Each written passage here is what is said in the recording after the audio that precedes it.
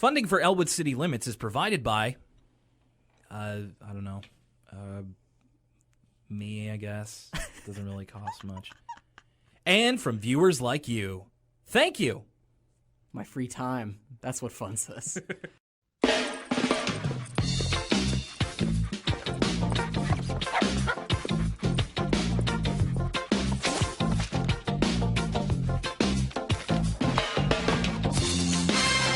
Hey there. Welcome to the Elwood City Limits podcast. My name's Will Young, and we are back at it for another round of episodes, another doubleheader of the famous 1990s to present television series for children. That would be Arthur. Again, my name is Will Young, and with me as always, my amigo, that would be Lucas Mancini. Hello!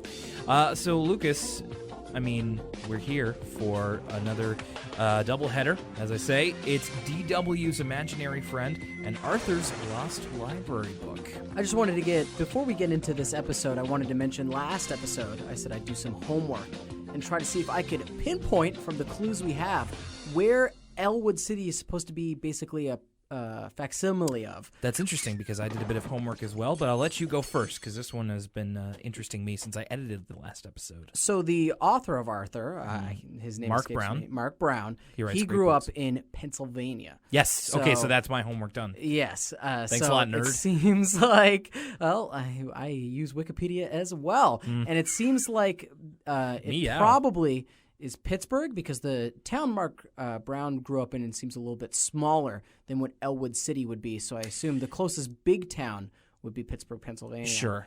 And I have some buddies that live in Pittsburgh, and it seems to be that sort of American Midwest, East Coast kind of town, which because we know Arthur has to be on the East Coast because they have winter. Okay.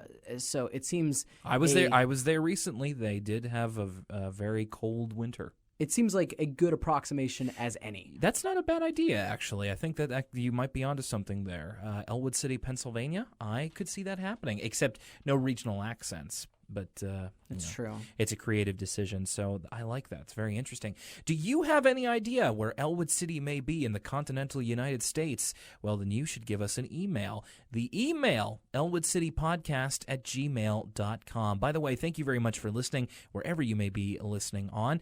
And we are getting ready. And again, elwoodcitypodcast@gmail.com. We would love your feedback on anything that we talk about or anything you can think of. Okay, so we are starting off today with DW's Imaginary Friend with another debut. So, of course, have to start it off right at the beginning. Cauliflower in your spaghetti. I'm against it. I'm very against it. I'm sure if you were the right kind of chef, maybe a Gordon Ramsay, a Guy Fieri perhaps, you'd be able to garnish your spaghetti with cauliflower properly. Yeah. But unless I'm working with that top level of culinary expertise, I'm not going to be throwing any cauliflower in spaghetti anytime soon. It sounds really gross. And I'm Italian, right? So I'm a little bit of a snob when it comes to spaghetti. I never order spaghetti at a restaurant. And I never ever do it because I'm so used to my nonna's spaghetti, and once you have the best, you can't go back. See, I'm glad that you said that because I didn't want to ascribe anything to your family or your lineage, but now that you say your nonna? Yes, right. So I'm guessing that must be the best spaghetti I've never eaten and never will.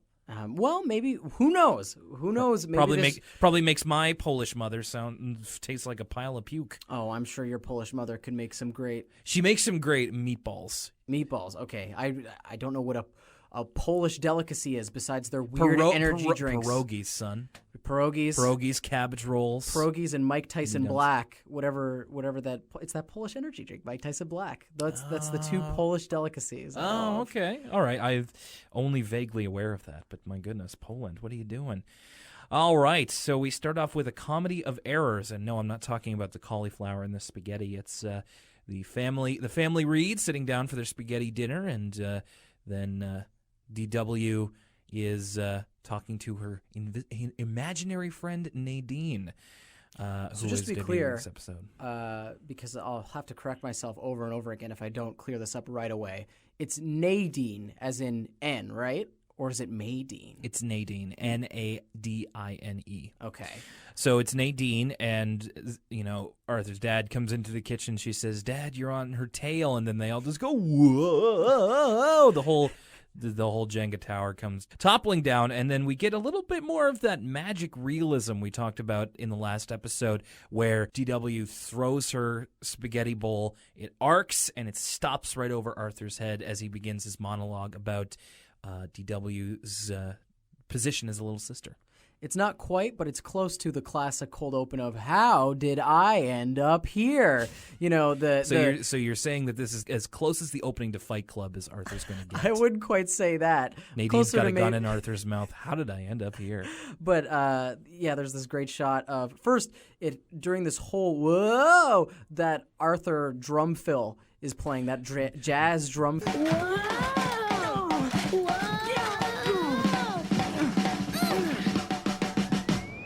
That's like it's the wacky music. Yes. And then and the spaghetti pauses right over Arthur's head, and he sort of looks into the screen, expressionless. I guess if you could give him an expression, it's unimpressed, but not frightened or concerned with the spaghetti so much. Just looking at the screen, and I almost expected him to go, "How did I end up here?" So Arthur relates, of course, that having a little sister isn't all it's cracked up to be, and one of the transgressions DW commits against him apparently regularly is letting people into his room, which is all kinds of messed up, man. Like, she brings her friends into his room with a camera and like reveals his innermost secrets and treasures. Like, that is wrong. I can't believe he's not more angry. What I love about it, though, is DW's academic approach to the whole thing. It's almost like she's giving someone a tour of Alcatraz. She goes, "Oh, yes, here's the teddy bear that Arthur sleeps with." It's like Arthur's this long-dead historical figure, and she's giving everybody a tour. That's a good way of looking at it. Like Edgar Allan Poe's house. Arthur then caps it off with, "And now she's got an imaginary friend. It's even worse." And the spaghetti drops onto his head, implying that Nadine was holding it up there until she could take it no more. So we get into the episode after the title card. Now, Nadine's animal. So, of course, everybody in Arthur, hello, if you're not watching, is an animal. By the way, I should mention that Arthur is fairly easy to find through YouTube and or Dailymotion, or just a plain Google search if you put in the episode. I will start looking for a legal way of watching them. If there is a way to do it, I would like to know. But we live in Canada, so sometimes that can be a little bit not feasible or just not possible. So we'll continue to look for that. But of course, these episodes are available online by whatever means necessary. Anyway, Nadine's animal. What kind of animal do you think she is? I really don't know. Possibly a beaver. She does kind of, and no offense to Nadine, but she does kind of have those buck teeth. That's true. Some sort of chipmunk or beater, but definitely a rodent. She doesn't have the tail. Like, she has a long tail, which is kind of, I was thinking like monkey, sort of. Really? But that is usually when Arthur is kind of, sometimes Arthur gets non-specific with the character designs, and it's kind of left to the imagination what kind of animal this is. Really, when you look at Arthur, he doesn't look anything like an aardvark. We only know that because he's constantly referred to as an aardvark. So it's kind of hard to suss out, and I think it's meant to be non-specific on purpose because she's this magical figure. Yeah, and you're right. They can kind of get away with that because she's imaginary, so she can be kind of whatever she wants to be. I also really like, just in general, her character design, the way she's dressed. A lot of the characters in the Arthur universe, to contrast with the fact that they're all animals, they're dressed in very regular clothing. Everybody's got an Oxford button-down tucked into a sweater, or everybody's dressed very normal. But Nadine sort of has this fanciful look where she's got this weird top knot, very Cindy Lou Who-esque, and she's wearing kind of this blue dress that none of the other, and it's really droopy too. It's long, almost like a cloak. So I really like her character design because when you see a scene, you can immediately tell that Nadine is the magical one or the not real one. I guess it's left to the imagination because she's a little bit left of center with her. Okay, that's a good way of looking at it. I actually never thought about it that way. So Nadine is worried that Arthur doesn't like her, and DW reassures her that he really, really likes you. In fact, I gave him a picture of you to hang on his wall. Cut to the immediate next scene. Arthur's in the bathroom with spaghetti in his hair, and he just rips that thing in two. That is some cold you-know-what, man. That is cold, ice cold. It's almost as if Arthur is transported back into the film Memento, and under the picture of Nadine was "Do not trust her lies," and he rips it in half. It is like... It's some great visual storytelling there where Arthur could have, if the writers wanted to be lazy, turn to the screen and go, I really dislike Nadine. But we get this awesome visual image of him ripping the picture of her in half. It is really cold. And this kind of starts a little bit of an underlying theme of this episode. We will see DW and Arthur in every single type of brother-sister relationship that there is. And this one is kind of her implicitly looking for Arthur's attention, but also approval, because as a younger sibling to an older sibling myself, you kind of do go for that, perhaps even unconsciously, depending on what your relationship is, that you look towards your older sibling, you emulate them in a way, and you want them to kind of approve of the things that you like, which doesn't always happen, especially here, but you can see a lot of DW's actions, especially where Nadine is concerned, is kind of informed by that feeling in this episode. So Arthur's cleaning up in the bathroom, getting the spaghetti, the cauliflower out of his ears. And then all of a sudden, like, the phone rings. It rings once, and he is out the door. He is ready for that phone call. And I'm like, what could this be? Like, what is he waiting for? And he answers the phone, and it's Buster. And he was waiting for Buster's call to tell him when a commercial was coming on. Now, did you ever phone a friend to tell them that something was on TV before? I must have. I actually vaguely remember doing such a thing, but what it could have been, I'm not sure.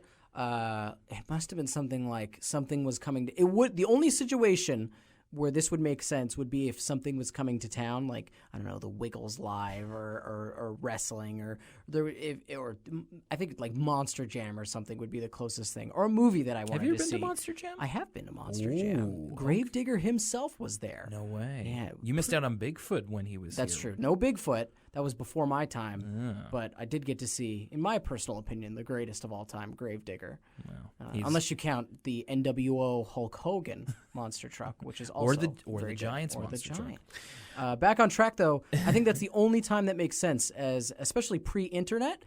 If, like, a show was coming to town, Disney on Ice, something like that, you would tell your parents from the ad, like, immediately. You'd be like, oh, I want to go to that. Or if you had a friend that you would bring to such a thing, you would call them. If there was like a toy or anything else advertised on TV, I can't see myself calling a friend over it. The only time that I can remember calling a friend over TV was when I called my friend Jocelyn to inform her whenever Digimon would go back into repeats, just to let her know not to waste her time, because we'd be waiting week after week, and then it would just cycle back into repeats, and we'd be like, well, I don't want to watch this. I've seen this before. See, I had to carry the burden by myself when it was, oh, no, there's no more new episodes of Transformers Armada. I just have to watch this again, I guess. That was a burden I carried. You shouldered it. My goodness. So Buster alerts him to the commercial for the all-new Hurla World roller coaster that is at whatever amusement park that was. I'm sorry. Did they said it a bunch? And did they say where the, because I only remember the Hurla World. Oh, was it Wonder World? It sounds like something world. I mean, it's not like we have an entire podcast based on dissecting an episode, basically minute by minute. So you'd think I don't think I need to know that. I don't know. Any name they could have given the amusement park was wiped from my brain because of just a feeling of disgust, utter horror and disgust I would get whenever they described this Hurla World. Is that what it was? Oh, the Hurla World. Because Arthur, it becomes evident very early on, especially in the advertising of this ride, yes, and Buster and Arthur's reaction to the advertising, that they have this weird, and I'm gonna use this describing word again, even though I've said it before on this show, Cronenbergian-esque obsession with vomit in relation to this It leads ride. to perhaps my favorite shot of the episode, which is Arthur in front of the glow of the TV. You know, the commercial says, "You pick the speed on the all-new Hurla World. Motion sickness bags provided." Cut back to Arthur, and he is mesmerized by the TV, and he just goes, Barf bags. "Barf bags." And it is chilling. We get lines like barf bags, and then DW says, "I want a barf bag. I want a barf bag too." And yeah, barf bags are provided. So actually, it might have not been DW who said that. I'm not sure. She was did DW? say that, yeah. But it's so weird because I'm not even sure what the writers are trying to get across with this. Like, I get that they like that the ride's really scary, but this obsession, because it comes back again and again and again this episode, the thing they're most excited about isn't the act of riding the ride itself. It's the bag full of vomit. Barf bags. Barf bag. Barf bag. Barf bag. Barf bags. It's so strange. They're obsessed with this bag of puke. It seems to be symbolic of the thrill that they're going to receive by being on the Hurla World, in that it's like it's so metal, it's so extreme that they're going to throw up. Which to a young boy, to me, it never appealed to me. But to a certain set of young boys, I remember those sets of books that are, they disgust me even now. It's like they were called like Barf-O-Rama or something. I have no idea what And you're it's talking like you about. could get them through the Scholastic book order, and it was just like, oh, okay. This one's got like a baby's crappy diaper on the or this guy's puking, or like, look at all this snot. And it's like, you know, boys liking gross things. I never really did, and I thought this. It is a very. I'm getting sick right now just thinking about it. It's a very specific type of juvenile humor. Absolutely. Like Booger Man for the Genesis. Yeah. There's or the Garbage Pail Kids. Don't even. Speaking of getting sick, we're moving on. Keep their obsession with bark bags in mind, because it's going to come back again later, and I want to talk about the point you made a little bit more. I haven't forgot it for 20 years. Arthur manages to convince his dad to let him and DW go, who is interested in going because she wants a barf bag too, of course. His dad says no more monkey business, which I wrote again. Right, he says that when DW apologizes for Nadine for dropping her spaghetti. And in the context of the Arthur universe, once again, racist. That's a racist thing to say. I thought about that too, and I was wondering whether to bring it up. There was monkeys living in Elwood City, hand in hand with these aardvarks, and for Arthur's dad to say, "Oh, being like a monkey is to be something lesser, or to be something." It's just there's some. The writers should have thought about that a little bit longer. Maybe no more tomfoolery. They didn't expect. He could have said. They didn't expect two white boys to bring racism into the Arthur discussion here in 2016. Dad agrees, and DW asks Nadine too, and he says sure. And then that just halts Arthur right in his tracks from jumping for joy. Then we cut over to the cafeteria, which I will just quickly note. The guy who is in the ad for the Hurla World is also doubling as the kid eating the sandwich in the foreground as they cut over to Buster and Arthur. A local celebrity. Yeah, I guess so. Then Buster says, Nadine, she'll wreck everything. And I'm just like, how? Like, a common theme will be, like, obviously kids blowing things out of proportion, which they totally do, and I totally have. But, like, looking at it as an adult, just like, what's the harm? Like, it's not really going to do anything to your good time, you know? It's one of the reasons that I find myself hard relating to Arthur as a character, particularly. Well, to be fair, Buster said that. Buster does say that, but it plays into Arthur's anxieties. Yeah. I guess we'll get into that a little bit later, because they say more explicitly why Arthur would be uncomfortable with Nadine's presence. But the things that Arthur worries about are not the same things I worry about in my life. No, really, no. I also want to say, during this conversation, so they're getting lunch, they're in the cafeteria. Arthur makes a horrible, horrible cafeteria trade. I was just about to get into that. There are two bad trades at work here. This is of bonehead quality. So but this is the worst one, because we actually see it go down. We see the diamond heist go down on Arthur's watch, because Buster says, "Do you want that cherry cobbler? I'll trade you half a tuna sandwich," and he does it like a rube. Insane to me. And I at first I was like shocked. I was like, Arthur, no, not the cherry cobbler. Well, it's like, Not even a whole tuna sandwich. A half a one. I like tuna. I eat tuna sandwiches practically every week, but it's a dessert for a meal and not even a good one. It's like, there is so much wrong with this. We could start a sister podcast, Arthur Trading Insiders. So I initially Copyright. agreed with you, but then I thought too, I have a cousin who his dad's the head chef at White Point Beach Lodge. Ooh. So, and when I was on one of my... which we'll explain is a resort Right. is a resort lodge that is close by, very highly regarded in the eastern part of this country. where we live. Yes. But it got me thinking too. I lived with them for a month once when I was on an internship, and I was telling my parents, I was like, "Oh, I'm gonna eat so well, man. He's a head chef. He's gonna be cooking every night." My parents say, "Hey, lower your expectations. I don't think that's Good gonna thinking. be true." Good thinking. Good thinking. They were wrong. I ate amazing every night. I was like, "Oh my god." This is such good food. I couldn't believe it. And is your friend like totally immune to it by now? Just like so my cousin, my Or your cousin, cousin, pardon who me. is used to eating like that, he doesn't care. In fact, he's pretty picky. He wasn't eating most of the stuff they put on the table. He'd prefer, something simple, a little bit more like less put together. And so this whole scenario that plays out got me thinking, because Arthur's dad's a chef, right? Yes. He's probably used to eating cherry cobblers all the time. So to him, it probably wasn't that big of a deal.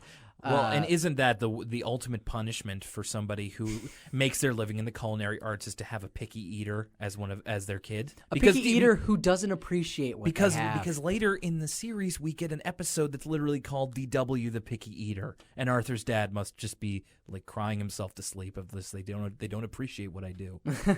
So they take advantage of his cookery a few times. Anyway, I'm glad we both saw this. We'll interrupt trade dispute because we go into Arthur's imagination. As you mentioned, why are we worrying about this? Because Arthur's imagining that he and DW go on a scary ride, and she's like, Arthur, Nadine's scared, stop the ride. And then, like, a screw flies loose of their thing, the thing that they're on, and then it just flings the whole thing into chaos. And then, of course, Muffy and Francine are behind them and make the most baseless logical leap that can only happen in the mind of an 8-year-old, and it's just like, who's she talking to? I don't see anybody. And then Francine says, pretend friends. What babies? Arthur's a baby. And then it's just like, but he didn't say that's his 4-year-old. Oh, you don't even exist. This isn't real. This is completely ridiculous. We haven't gotten a Muffy-centric episode yet, but every time Muffy has opened her mouth in these past few episodes, it's been pure gold. Muffy is one of those characters where you look at her once and you kind of see the whole shtick. Yeah, you see the gimmick. And so the writers have fun with that. In pretty much every episode so far, they've had Muffy spout some awful, horrible thing. Yes, Arthur's pretend people for babies. I think if there's anything to be scared of in this nightmare scenario, it's the fact of if this roller coaster stops, it immediately breaks. Yeah. Everything comes like it probably didn't pass proper roller coaster safety inspection. It's not much of a roller coaster. It's more of like a haunted house ride through, but it's still pretty cheap looking. Still, if everything's going to fall apart if it breaks once, that's something to look at if it's up to building code and all that. But yeah, like I was saying earlier, it's hard for me to feel for Arthur in this scenario because two things. One, I never had an imaginary friend. Okay. If I ever... Oh, really? Interesting. Well, let's talk about that for a second. If I was ever saying I had an imaginary friend as a kid, I'll tell you honestly now as an adult, I was just imitating people on TV. Okay. People on TV and often kids shows always had imaginary friends, and I said, maybe that's something I should say I do because that's what people on TV did. But personally, I never believed there was another invisible person. I would only... say that to adults because I thought that's what kids were supposed to do. Sure. I was a couple of years older than DW when I had mine, and it was just basically like I still do. I just like talk to myself all the time. Like when I didn't have friends around me, I would just entertain myself by talking to myself. And then sometimes I would just be like, "Oh, my invisible friend Justin." You know what? I didn't have my whole heart in it because I was so comfortable talking to myself that I didn't need an invisible friend. But his name is Justin because that was the name of the kid Power Ranger from Power Rangers Turbo, who I actually really liked when I was a kid. Is that the race car one? Yeah, that's the race car one, and the kid was the one that everybody hated. But he worked for me. who I was a target demographic at the time. So, But as I was saying, Yeah. so Arthur's anxieties, the main thing, and this has happened in a couple episodes now, Arthur cares deeply about how the other kids perceive him. yeah, As in the first episode, that's the main issue, is Francine is going to bully him because he wears glasses. And so, and he immediately bends to the pressure. and again, this speaks more about my personal experiences, but especially as an adult, it's just something where I can see how, as a kid, it's like the end of the world, what you wear, how all the other kids perceive you. Because that's really, you don't have to pay taxes. That's really the biggest problem in your life. You don't have much to worry about. So Yeah. you kind of invent stuff too, which, or but- at least in some cases you do. But I don't know. It just seems like Arthur really comes off as the bad guy in this episode. Yeah. And I think there's a little bit of he's supposed to. The goal. But again, But I didn't have an imaginary friend. So I also think DW's being sort of ridiculous. But the as episode well. is centered around Arthur, so it's kind of not really laid out clearly enough. And anyway, we'll get to that kind of at the end of this. Arthur's resolved to stop Nadine from coming. We get the second bad trade, which, to be fair, is never really confirmed and is also just kind of baffling. Prunella is sitting next to them, who hasn't really been introduced as a character yet. So Buster says, "You like reading, right? I'll trade you my library card for half that piece of cake," which, okay. I didn't pick up on this. Let's break this down. Buster Okay. is so desperate for sugar.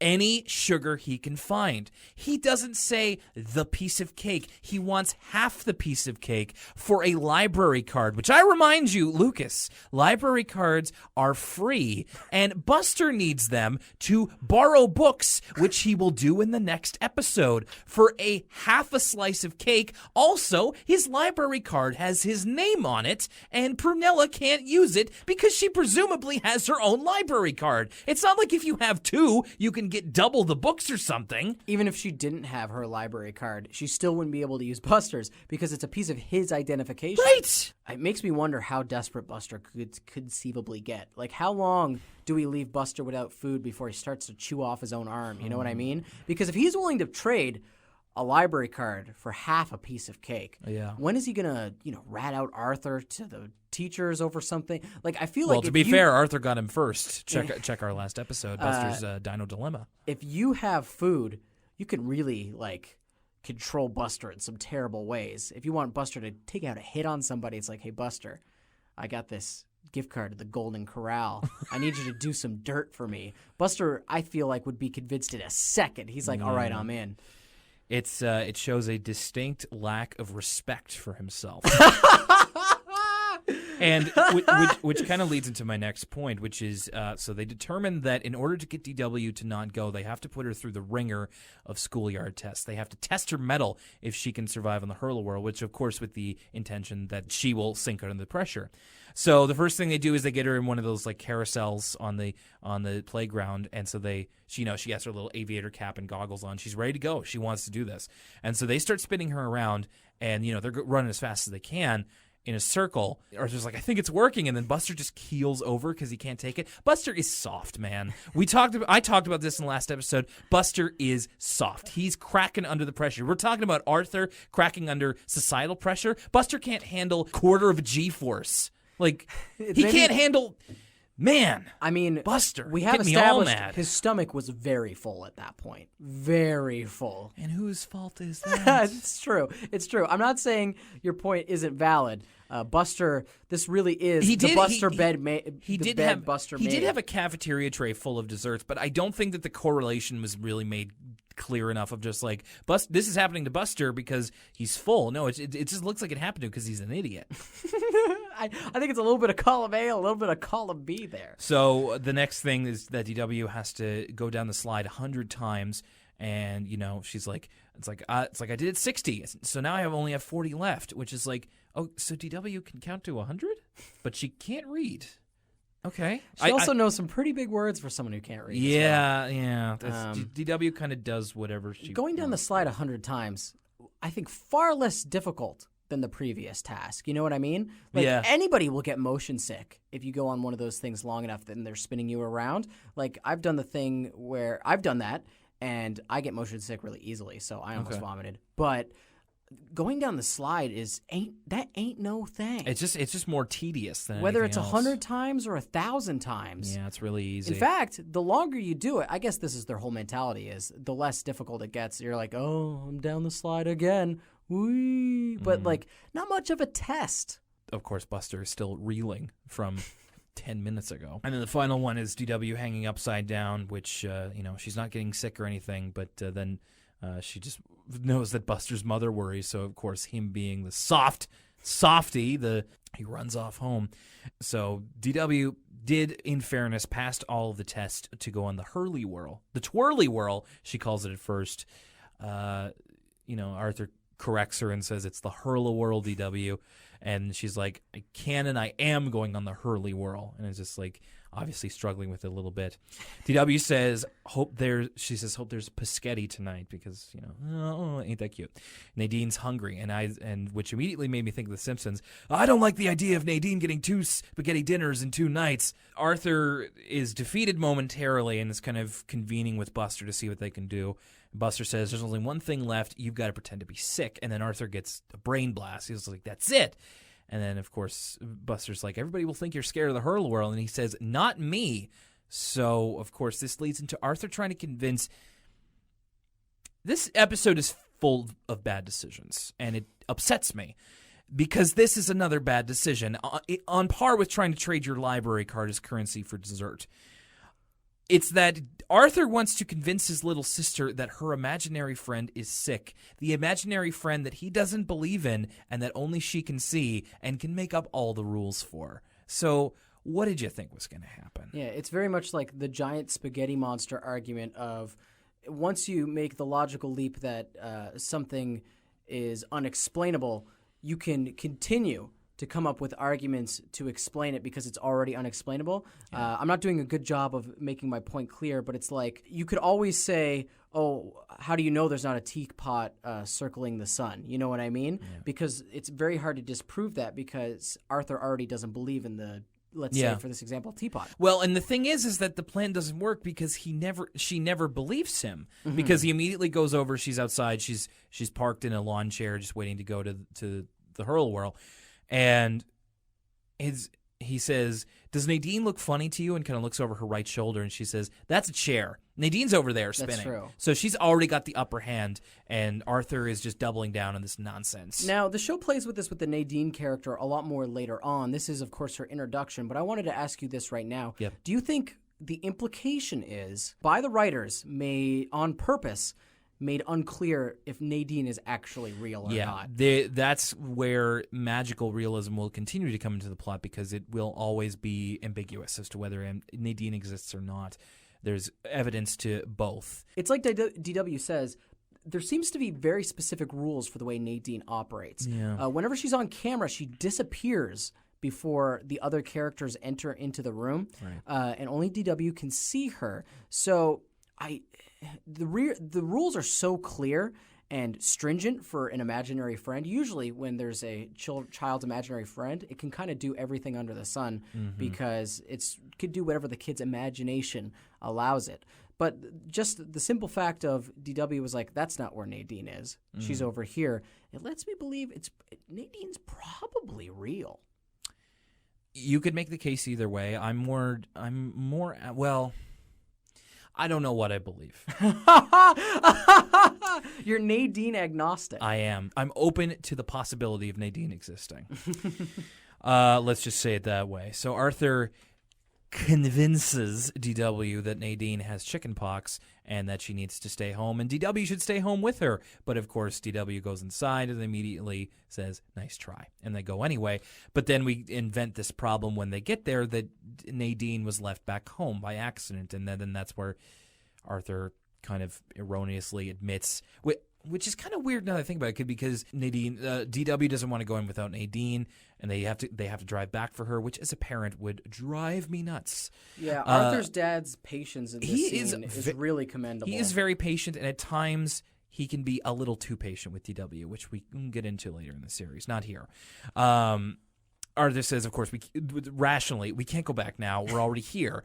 And anyway, Nadine's just pretend. And then DW says, if you think she's pretend, then why did you say that you could see her? And then he says, I lied. Which, wouldn't DW kind of put that together if she already knew that Nadine wasn't sick? Like, wouldn't she kind of be like, Arthur, you can't really see her?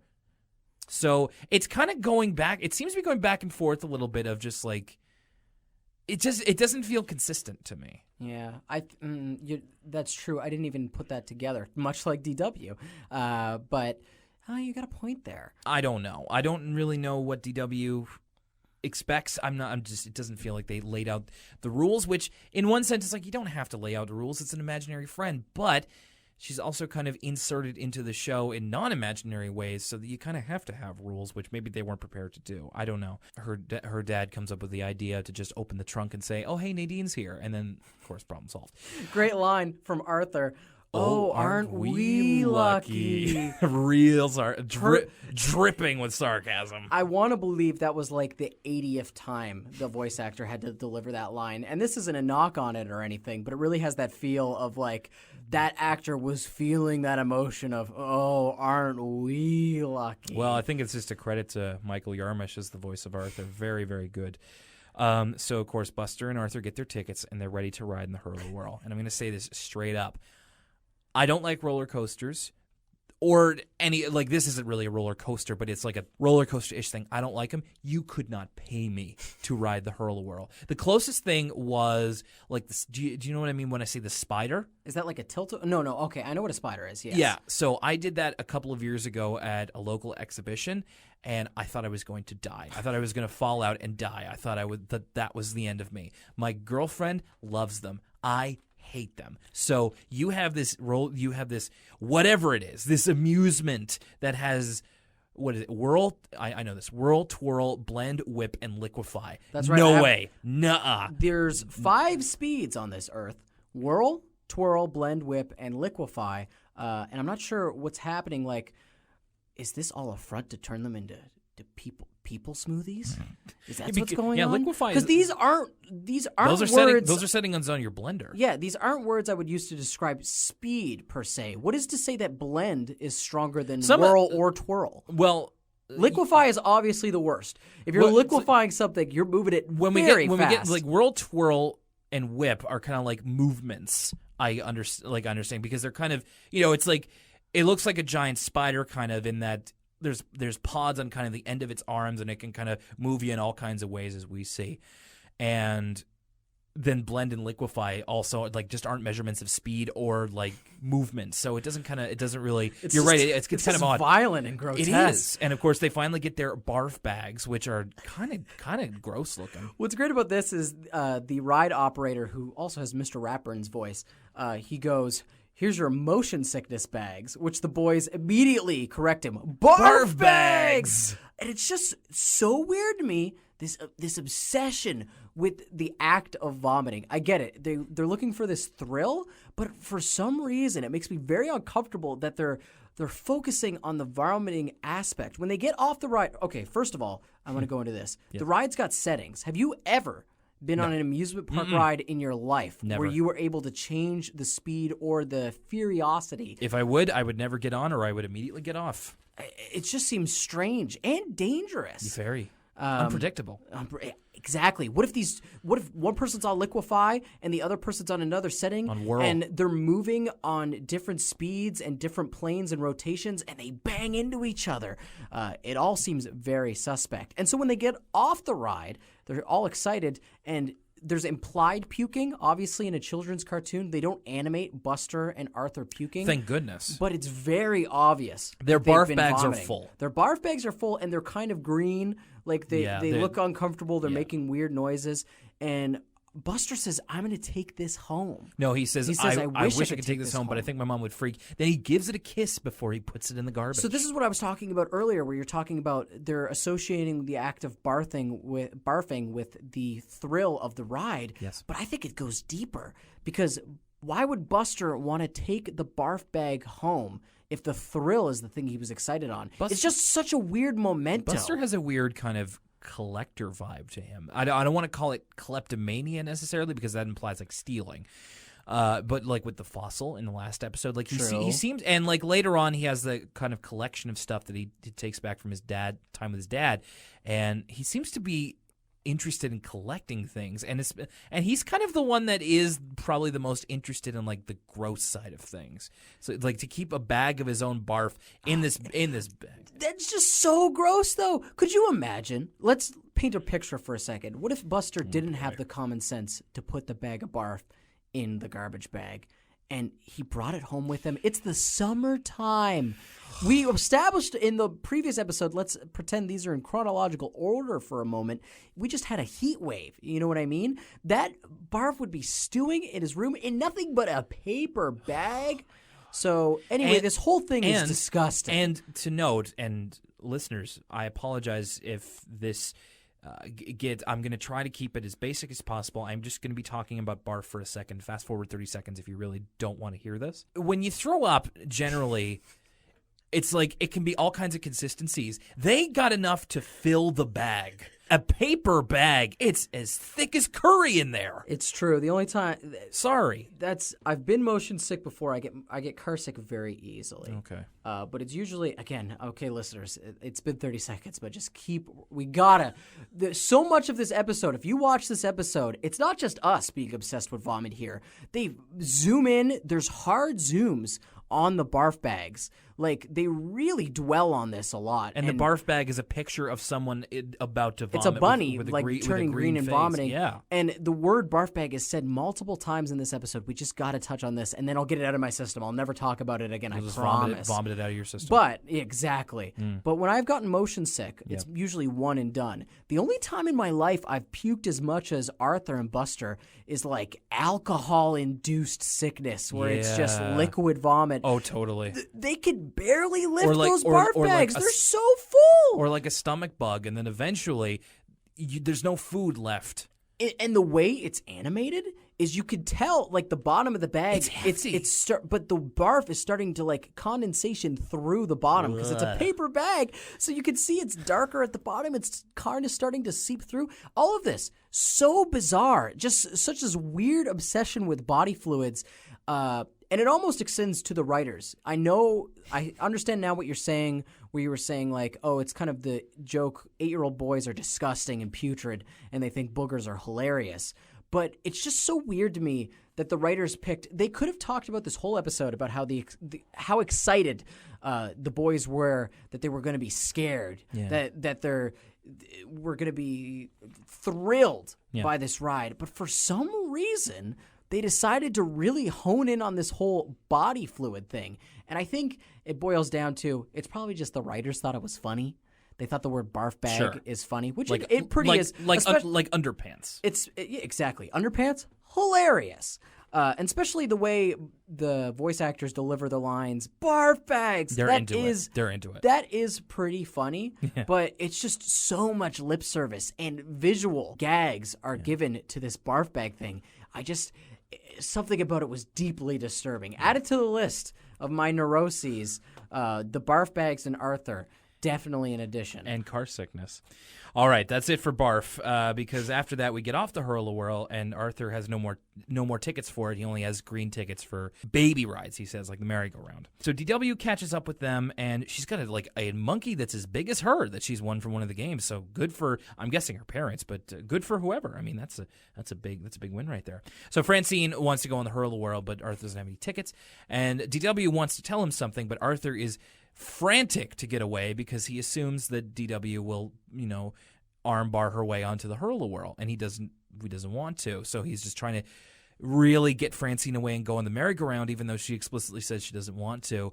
And this is kind of where, like, Arthur really being a prime jerk to DW, because he's just trying to get away from her at all costs and really trying to insist upon it, even though DW says it's important. And, Francine says, "What's the matter with you?" And then Arthur's like, all right, well, you'll see in a second. And again, it's just like it kind of proves him to be a jerk, which he does kind of own up to, because DW found orange tickets that he can use for the Hurla World on the ground.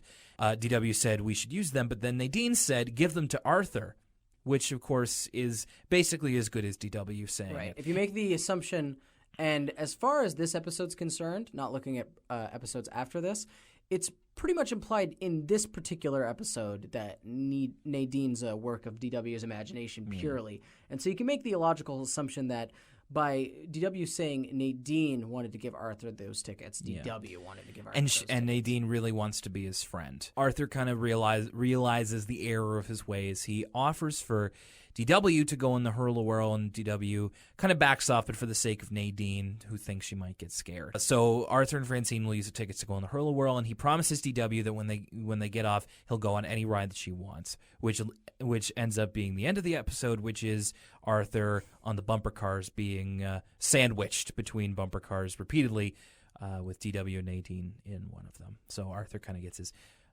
just desserts there. Yeah, suffers some neck trauma. Yeah, really. That whiplash is intense. Yeah, you're not kidding. So that's the end of DW's imaginary friend. The episode that I had did have, and now a word from us kids.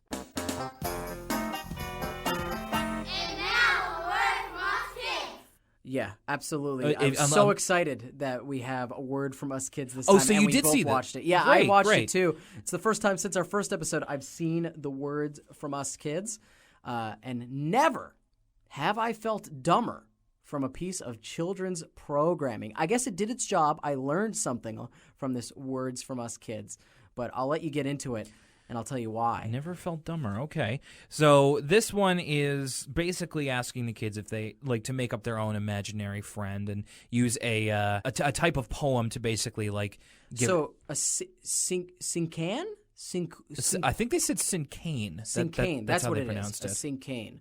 And the kid explains what a syncane is. Yes. And I was trying really hard to pay attention to the kid's explanation, but I really can't wrap my head around it. There's a lot of it's similar to a haiku where the structure is extremely rigid, and you have to have like a noun and a noun and an adjective. I wrote down one of the poems, and so it goes basically a noun to describe the imaginary friend, two adjectives, 3 verbs, makes me feel, and then the name of the thing. It might be because I'm dyslexic. Sure. But it probably isn't. But one, I'd never heard of a syncane before. I think I might have done one before, but not having it been called a syncane poem. And just like the explanation of the nouns and the verbs and the description, it all went way over my head. And I was like, good for these kids. You don't necessarily have a mind for that sort of thing. No. Of course, it's like me being having a degree in English. It's just like this is a bit more my bag, I guess. It reminded me of, speaking of degree in English, when I was about these kids' age. I want to say it was grade 1. Like I kind of had a problem with, I don't know how to explain it, but we had like several assignments in grade 1 that was just basically make up a 3-line story or poem or like. Kind of like what they're doing with the syncane poem, but just like describing something. And I did several of them where it was like, for example, I did one about apes. And, I did a drawing of an ape because I really liked to draw when I was younger. But I wasn't so much into the writing, which is interesting because it's completely opposite now. And so I would draw the ape and spend a bit more time on that. And my 3-poem thing would be, apes are cool. Very, very cool. Really, really cool. Wow, that's poignant. And I would do that for other ones, like noun is cool, very, very cool, really, really cool. And throw then a beat behind that, and you got the next Atlanta trap hit. So eventually my parents and my teacher had to be like, this isn't what we're trying to get you to do. You can't do this. Kids, you're taking the easy way out. So I kind of realized after that. So they all kind of do their poems, and the one I wanted to highlight here was mainly because of 2 things. There's a couple kids in here, and again, these segments were not really judging critically at all. This one just kind of made me laugh and also made me a little worried. I don't want to make fun of these kids. No. I actually think these kids are really creative, especially how different each of their imaginary friends turn out to be. Yeah, they all kind of represent different things. Like some of them are real like friend types, other of them are a bit more out there. Not to gender it, but it seems the girls' ones are a bit more of like, being like an actual friend, and the boys' ones are a little bit more like kind of comic booky. Though before we get into the boys' ones, some of the girls' ones are them being a friend in a weird way. For instance, one girl talks about the Arthrosaurus. Yes. And the Arthrosaurus's special power is that if you get in trouble, the Arthrosaurus will say it did the thing and get in trouble for you. It's literally like when rappers have their entourage and they have a buddy in the entourage whose only purpose is to hold the weed so that when the police like bust up your tour bus, that guy will catch the charge. And this is a common thing. It doesn't even have to be that specific crime. It's literally Arthrosaurus will catch a charge for you, do some time, because that's how good of a friend he is. Arthrosaurus ain't no snitch. I was thinking of the Yu-Gi-Oh card Scapegoat, but I think yours is a lot better. Yeah, and I kind of giving it's like maybe this one's a little bit of a troublemaker that you would need an Arthrosaurus. So my favorite one I wrote down verbatim, which was the one at the end, which is this kid. One of the ones at the very end, which is I'm not going to be able to place this accent. I think it's somewhere. I want to say it's somewhere in New York, maybe New Jersey, because I remember what this kid sounded like as soon as he started talking, and it's just monster, killer, smasher.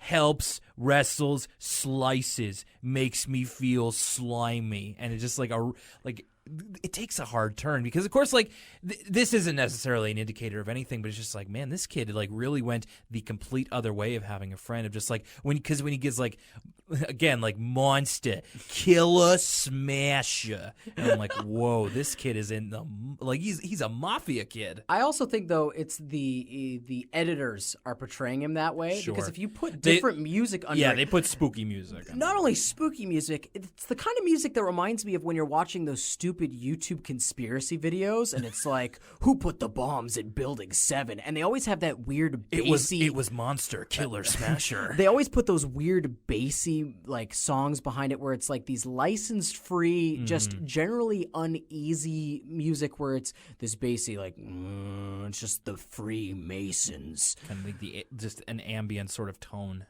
Yeah, this ambient, uneasy, bassy music that its only purpose is to elicit a negative reaction from you. And so they really want to make unease. They want the editors are really portraying this kid as unhinged. I think it's in reality it's just like a little boy with a good imagination. But if they put some like music behind it, it would have a completely different vibe. And who maybe watches a bit too much Saturday morning cartoons or something. Saturday morning cartoons, or maybe this kid watched Hellraiser. His picture of his imaginary friend, it looks just like a Cenobite from the Hellraiser movies. I did not get a good look at it, and now I wish I did because I love the Hellraiser. But I wish I had. If this kid had been watching Hellraiser way too young to be seeing that, way too young, which happens. It does happen.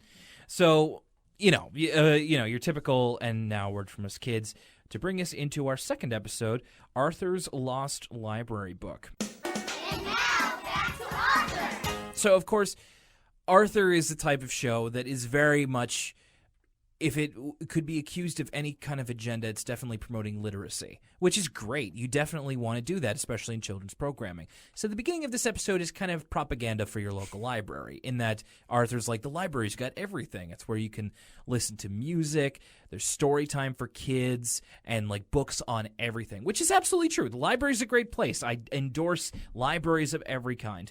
By the way, when Arthur goes by the music room, Mr. Haney is listening to his jiggity jam on those headphones. He's feeling it. Yeah, He's getting down. Mr. Haney's got some soul. I'll tell you that much. I believe that.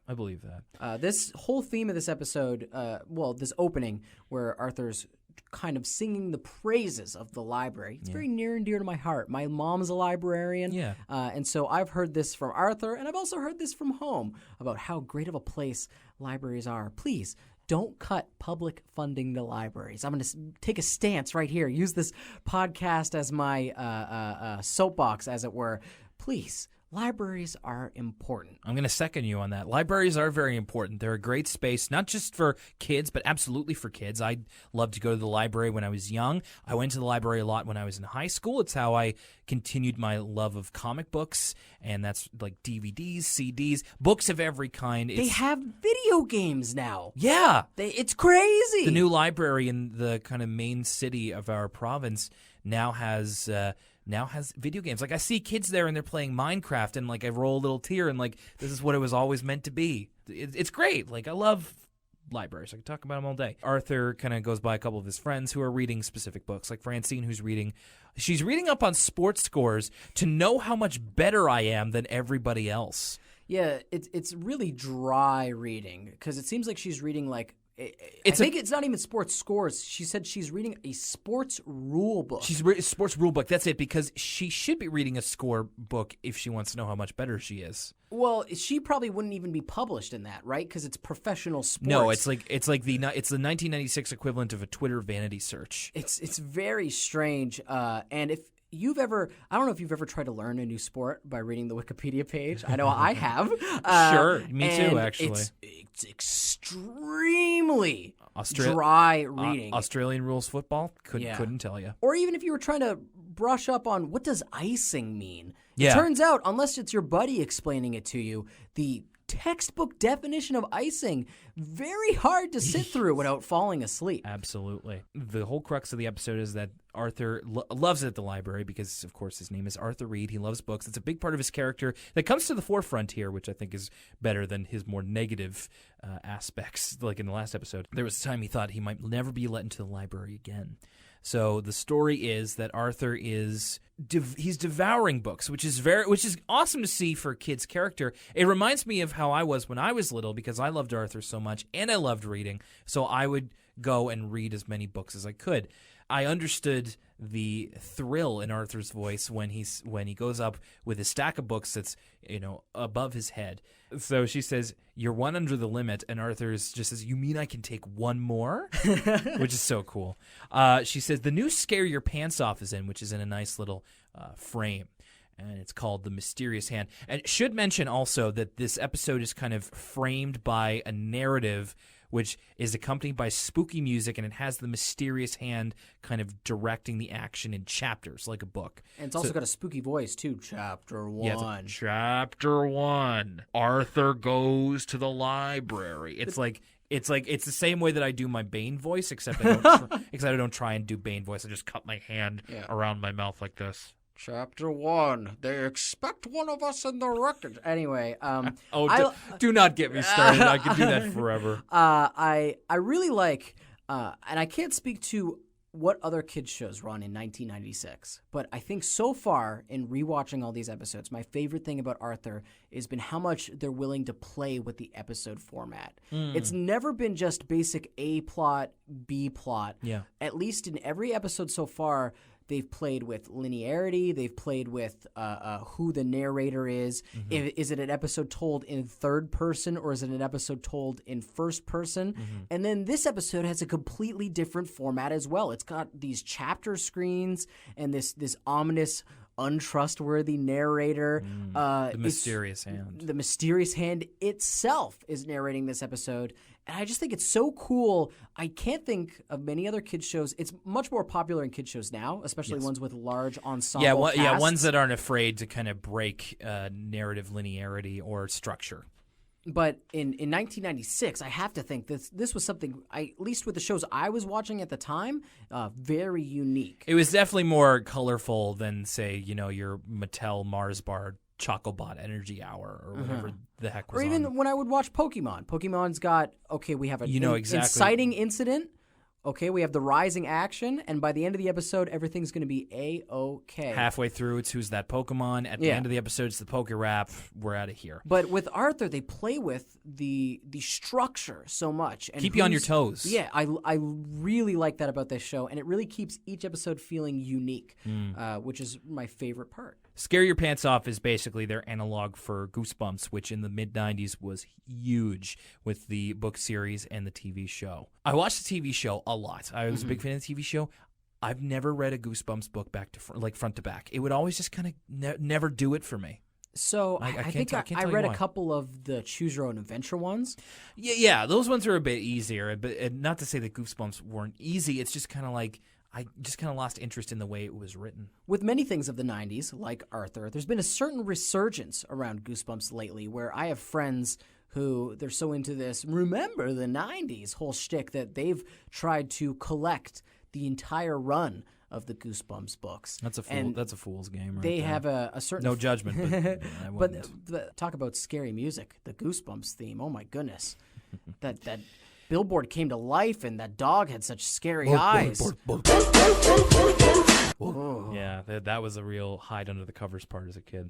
So, Scare Your Pants Off analog of Goosebumps. Arthur is the first to beat the crowd of kids who obviously want to get their hands on it, and he's happy to be the first one who's ever opened it. And he manages to escape from the library unassailed with his books precariously placed in his handlebars. Mob of kids chasing him. Like, yeah, big time. They really get rowdy. Scare Your Pants Off, very popular, as we'll see in not too much time either. Scare Your Pants Off, very popular among the kids. So Arthur's biking home, and he accidentally the Scare Your Pants Off book accidentally falls to the ground, and he misses it, and a mysterious hand picks it up. Except it's Binky.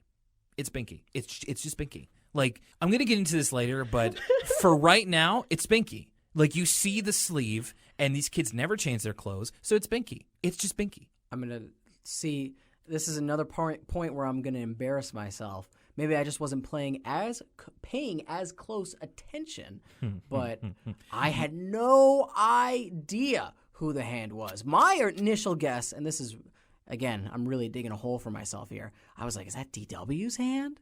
That's what I was wondering. Well, she is involved in the crux of the episode, but as we'll get to. But no, it's even as a kid, like, I saw the hand with the orange collared, with the orange button shirt, and just like I knew that was Binky.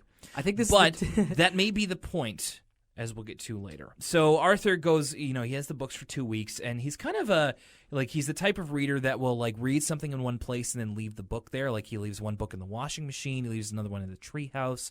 He's a real reader, and it kind of makes me miss when I was that into reading. It's harder for me to read now because I don't have the attention span for it anymore. So it's hard for me to sit down when there's time. I just don't have the time. No, it's like I do have the time. Oh. It's just like there's a laptop open, there's video games, there's movies I could watch, and they're all just require less focused attention, which I guess is really difficult for me these days. It makes me miss being a reader. Did you notice what book, because these books all kind of have blank covers, except for the one that's in the laundry. Did you notice what book Arthur was reading that he left in the laundry? Actually, I didn't. What was it? It was the French-English Dictionary. Was it really? Yeah. It says Whoa. French-English Dictionary, which, again, much like a book full of sports rules, even more so, I would say, very dry reading. By the letters.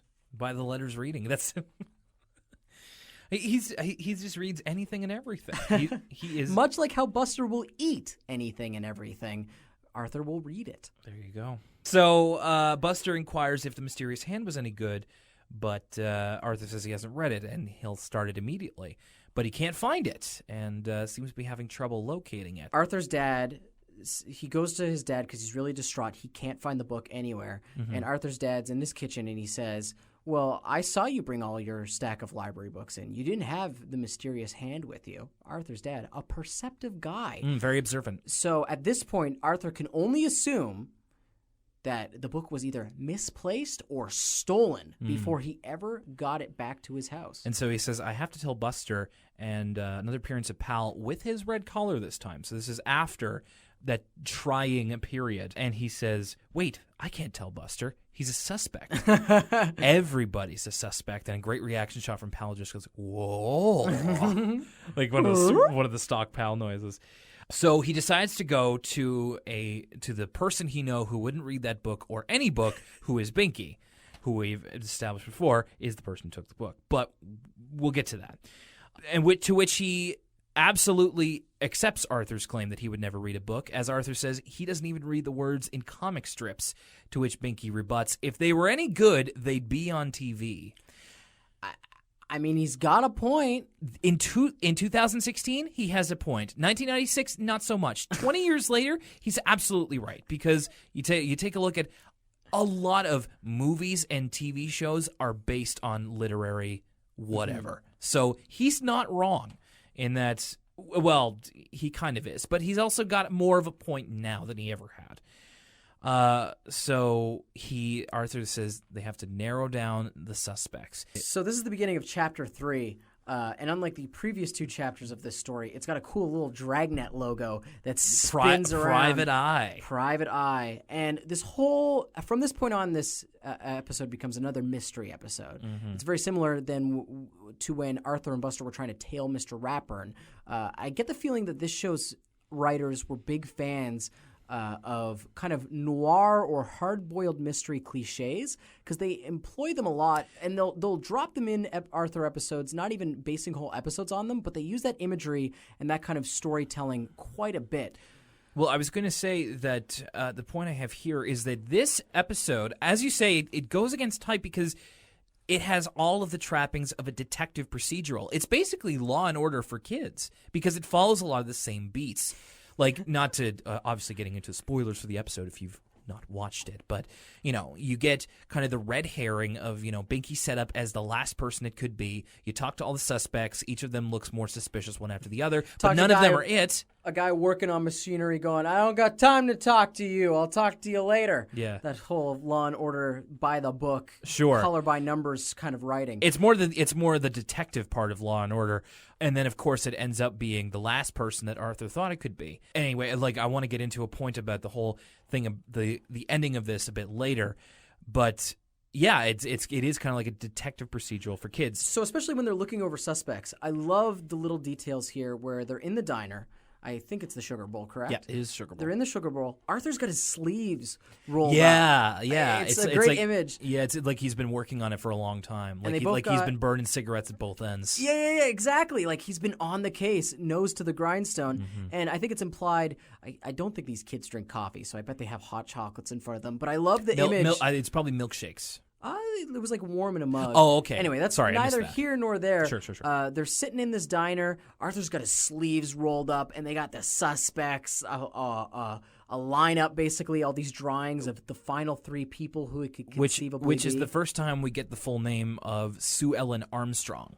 So that's kind of, and she is kind of introduced as a character rather than just kind of in the background here.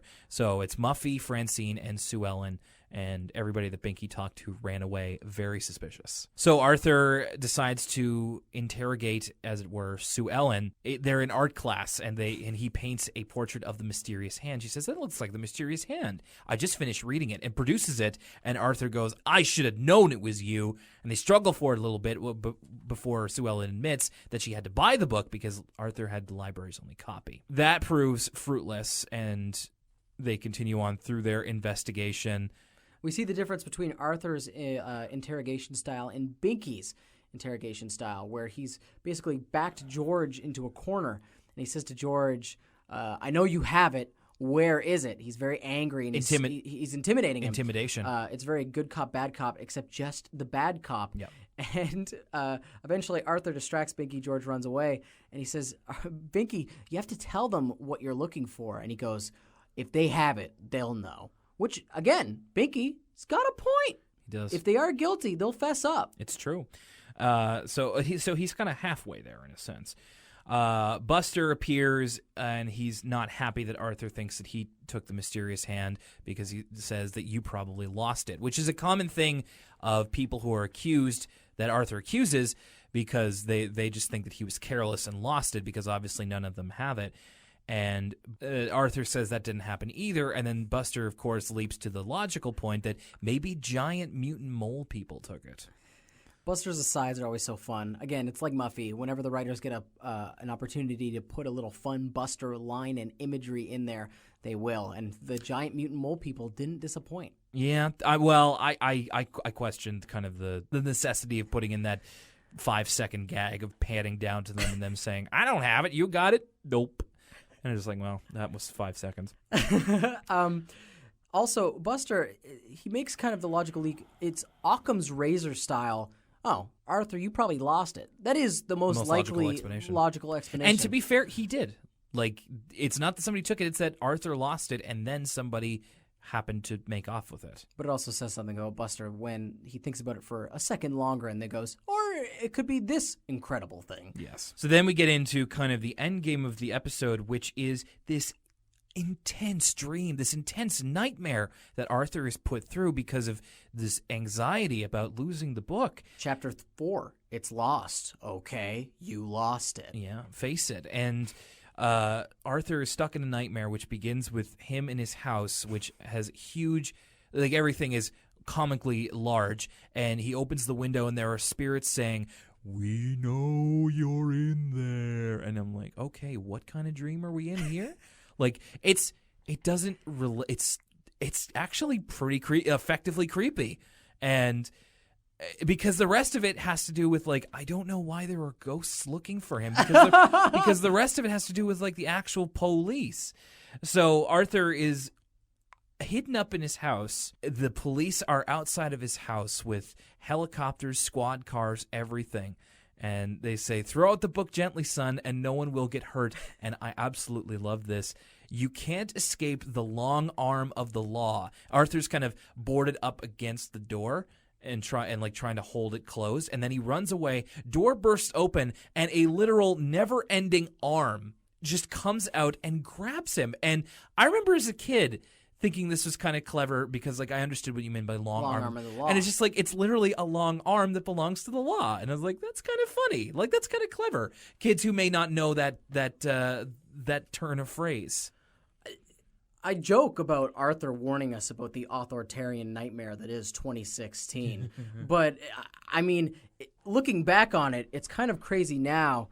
I mean, this might be a little too serious, but to think it's a very real nightmare to be threatened with violence from the police for having a library book or losing a library book. Or at least violent, unwanted seizure, which is basically it. I mean, you talk about like the ghosts being the scary part of this, which it truly is. It's just those are scary just because they don't seem to belong, and it just kind of creates a dissonance that I find very strange. But go on. That's absolutely true. But also to me, like in the context of 2016, it is horrifying that the police would surround Arthur's house and threaten to break down the door, and then one of the police officers stretches out his arm, Michael Jordan in Space Jam style, twisting through Arthur's house. That's a horrifying image. And the thing is that, like, well, if this is following reality at all, if in any part, Arthur doesn't have the book, so he there's nothing he can do. So the long arm of the law drags him all the way back to the library, where Miss Turner says, we have special rules for little boys who lose library books. I'm like, all right, well, does this happen a lot? Is there legal precedent for this? Does Arthur need representation here? Then it goes into the second part of the dream where they have to, switch costumes, I guess. in Arthur's dream, and this one I kind of find more funny than anything because of how much sense it doesn't make. So, I mean, it's a dream, so go figure. Arthur's mom and dad follow a chain that is going up to Arthur's bedroom, and they find Arthur reading in bed, and they say, "Well, what's this?" And great read here by Michael Yarmush, Arthur's voice actor, because he is on the verge of tears reading with his leg in a shackle, or was it his maybe his arm? And he says, "It's how I have to check out library books now," and he has just been crying, and then all of a sudden he's yanked out of bed back to the library, and this chain is on it. So the chain's attached to the book. Makes this extra not make sense. That's it. Because it's like, can he only ever check out this one book that's chained to this giant crank? Anyway, continue. And so it's cranked back again by Miss Turner. Like Arthur's in his pajamas, and apparently the middle of the night is time to give the book back. And 12 o'clock and sharp. And Miss Turner gives it. Oh. It's a fantastic line. Next time, don't make me use the crank. See, why I thought this was more horrifying and not as funny as you Sure. was because I didn't really remember this part, so I wasn't sure, is Arthur going to go into the grinder? Is that how this ends? If she kept cranking, what would happen? Now, it becomes clear, okay, it's not like a grinder or anything. It's not just, nearly that grisly. Yeah, it's not that grisly, though still some real bizarre imagery here. Mm-hmm. I don't think I've ever in my life thought of, okay, like chains attached to a person, that makes sense. That's been in all kinds of pop culture stuff. But a book chained to a crank, and then there's like a giant librarian, and she cranks it. It's all very original and unique. Much applause to the writers for making this up. Like, it is very outrageous in a dream sense, and I think that's really good. So Arthur wakes up. He's obviously very distressed by this and kind of admits to himself that he did lose the book. So his parents agree. It's like, you'll have to pay for the book, Arthur. And it's like it's $15, which to a kid is a lot. And he measures it in the way that I did because I love this. $15, that's 3 action figures, which back in the 90s was absolutely true. I was going to ask. I could get 3 beast. Okay, so there are types of action figures that you can get, like Beast Wars were the ones that I would get a lot. And some of the Beast Wars that were like bigger would cost you like 20 to 30, which to me was a lot of money. Like, I didn't even get an allowance at this time, or if I did, it was a loony. But you could get smaller ones that were about $5 a piece. So if you had $15, that was worth 3 kind of okay action figures. So Do you his think that's still totally true? checks out. No. Okay, Oh I was my going to say, goodness, because no. I never really was an action figure kid back in the day. If I did have ones, they were Transformers, but I didn't really remember how much they cost. So I was thinking about it. I looked online. Transformers are really expensive. Yes. And I do. The one Transformer I remember how much it cost was one Christmas. I got the 20th anniversary Optimus Prime. So it's Oh. the re-release of the original, but it's like way more detailed, and it's made of die-cast metal. Yeah. That baby will run you $100. Holy $100 crap. Transformer. It was my prized possession when Well, I was I hope 11. so. And My I still have it goodness. somewhere. But yes, $5. It was not. Sheesh. You're not kidding. Arthur goes back to the library in defeat, admitting that he lost the book and he'll have to pay for it. But Miss Turner says, it's not lost. There it is. That boy just returned it, and points to Binky, who's leaving the library. So Arthur says, Binky, you found it. Who had it? And Binky's initially coy, and he says, a boy from school. And Arthur says, which boy? And then Binky eventually cops to it and says, me. So you remember earlier when we were talking about this episode, and I said, it's obviously Binky because you can see his sleeve. Now, originally when I was watching it, I thought, well, maybe, like, I don't see why they had to do that. Maybe they just had to keep him on model or something. I don't know. But because this episode has been basically a detective procedural for kids, but kids aren't used to the detective formula. They haven't seen as many episodes of Law and Order as you and I have, so we know kind of, oh, this is going to be the red herring. Yeah. This guy looks like it's going to be him, but it's actually this guy from earlier in the episode who looks totally innocent. They're not used to those kinds of tropes. The part where Ice-T comes in and he says, put you in an orange jumpsuit, send you off the Rikers. Right. The kids don't know about that. No, they're absolutely.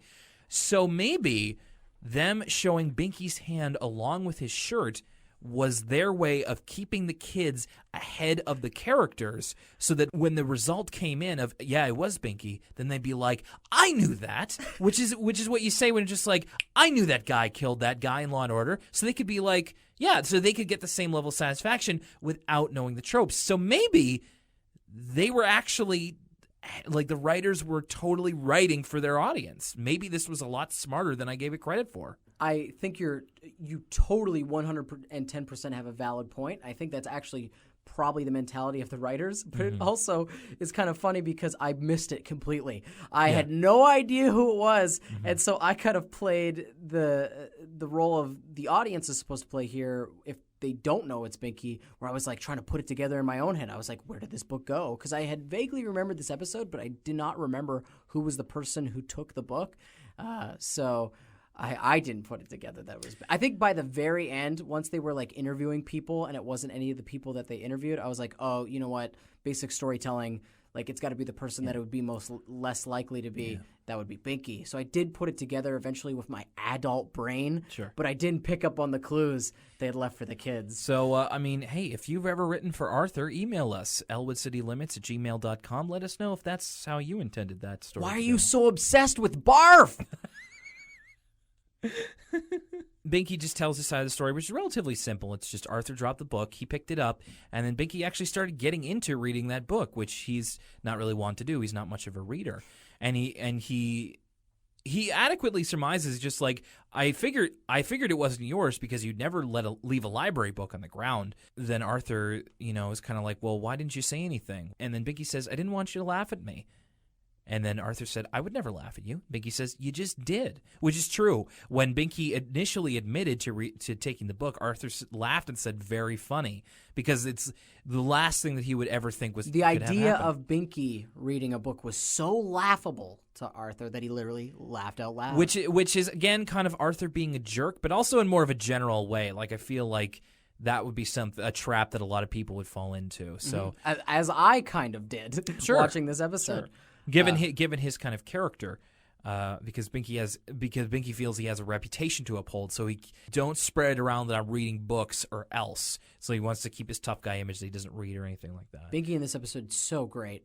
The way they walk that tightrope of, Binky, It depends on what they need him for from episode to episode. Sometimes they just need him to be Binky, like DW, plays a lot of roles and ends up being a pretty – and Francine and ends up playing a lot of roles and ends up being a more developed character in the end because of it. Absolutely. And I think even in this episode here, already Binky has way more depth to him than, say, a Muffy has so far. Mm-hmm. Like, we've seen him be this kind of bully.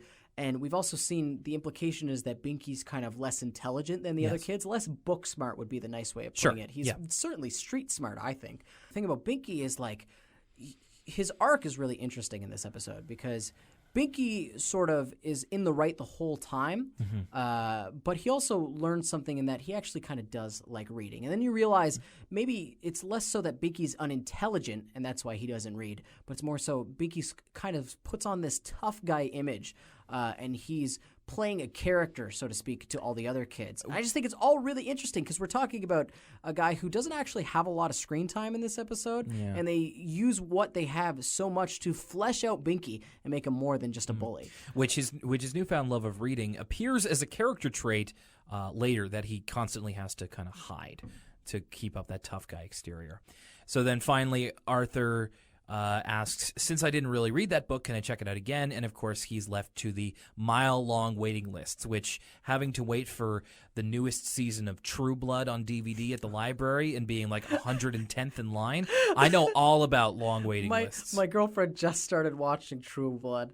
Well, good luck to her. That gets better before it gets worse. And then so Arthur's kind of left with that. And then finally we wrap up the framing device, which is just DW with a mysterious hand glove and using a cardboard toilet paper roll to kind of extend her voice a little bit. The second twist in this episode that wasn't really a twist, because if you recognize DW's voice at all, it's immediately apparent. Totally. At the first title card, Chapter 1, it's like, oh, that's DW putting on a voice. Yeah. But it's still a fun little reveal at the end. We've had this format with the actual mysterious hand to see DW there in front of the light, making it all dramatic, and it's just a fun little touch. I loved that. So there you go. It's Arthur's Lost Library book. All right, looking back at this particular episode of Arthur, what do you think of him? So it's interesting. I think this episode had the first sort of story that I didn't like. Imaginary Friend I found really bland. Not only did I find it bland, but I also just found that it was hard to get invested in it because Arthur was kind of in the wrong the whole time. Yes. And also DW was acting completely illogical from our adult perspective. I agree with you. I found a lot of the stuff in the episode kind of didn't add up to each other. And like you said, it kind of took you out of it. The animation wasn't like, I mean, I don't want to criticize the animators too much. Like, it's not that it looked like god-awful or something, but there's a clear breadth in quality between the first and the second, and I feel like the first one kind of lacked a little bit. Almost looked like the people behind the very, like, Arthur's Teacher Trouble kind of looked similar to that one, and that it was basic, not outstanding, as we've seen episodes can be at points. It did not really click with me at all. Just kind of never really keeping its own rules consistent, and also just a little boring. I just found it a little like because the rising action was so inconsequential. Yeah. Like I was like, oh, worst case scenario, Arthur's going to get made fun of, or he's not going to go to this park. Like, I wasn't invested in any of it, and so it all kind of just washed over me. The stakes were very low. Especially compared to the double whammy we experienced last episode, the fanciful dino cops and the like. That was such back-to-back weirdness and excitement that we're back to this kind of kids drama, which Arthur, hey, I'll give him credit. That's really what it is. Yeah, but it's a bit more ho-hum compared to the other ones. And like you say, like Arthur's never really in the right. DW doesn't make a lot of sense either, so it's kind of hard to get yourself invested in the story. And it never clicked for me. So this is kind of the first one that I got to say, like, I'm not really into. Arthur's Lost Library book, though, I really enjoyed that one. And you talk about kind of the motivations, Arthur's kind of feelings on the matter in Imaginary Friend not really making sense, like the conclusions he jumps to doesn't make sense. This one, they totally set it up of like, yeah, it's still pretty low stakes in that, like, oh, he'll have to pay $15 to replace a lost library book, but that means a lot to his character. Like he he likes to treat books well. He loves reading. And as I said, $15, 3 action figures. That's a lot of money for a kid. And so, like so there seems to be more stakes to it. And like me, he's got a deep-seated fear of SWAT team home invasion. Of authority, yeah. Yeah. You looked really jazzed to say something. Oh, no, Give it's me just such that I loved this episode. I really liked Arthur's Lost Library. I never thought of it until you mentioned it, but it really is kids' first Law and Order. And I think that's a great concept. I love it when Arthur plays with genres and plays with different kinds of themes and sort of story archetypes. But also, just like you said, the motivations in this episode and the characterizations in this episode was fantastic. The 2 central characters, Arthur and Binky, are really well fleshed out. Their motivations are clear throughout, and so it allows you to get invested in the action that's going on in the story. And plus, the chapter card stuff was so funny. I loved DW's voice, her little put-on voice, and the titles. Chapter 4, It's Lost Okay. Face it, you lost. That got a hearty chuckle from me. So thumbs down to Imaginary Friend. Thumbs up to Arthur's Lost Library book. I agree. And Arthur's Lost Library book, I really like it when the show has kind of its literary theme is front and center. And no, I agree. I agree with you completely. And this is the first kind of one thumb up, one thumb down. So we'll have to see where it goes from here. That is this episode of Arthur.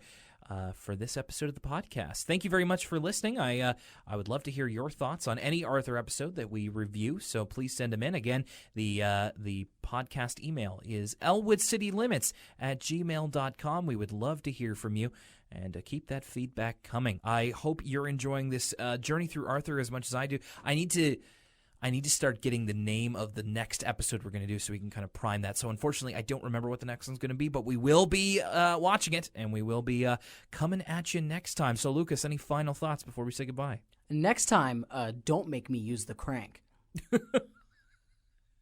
I just love it because it sounds so weird and like dirty when it's just like, especially when you take it out of the context of her using an actual crank of like, ew, don't make me use the crank. Yeah. Don't make me use that Jason Statham movie. I'm kidding. That would be a great punishment. I'd watch that movie all day long. Bye-bye, everybody. It's weird misogyny and that. Oh. It's yeah. The crank podcast is for another time. Yeah, maybe, and you might have to find a different co-host for that one. I'll let you figure that out. But for Lucas Mancini, I'm Will Young. Thank you for listening to the Elwood City Limits podcast, and we'll see you next time.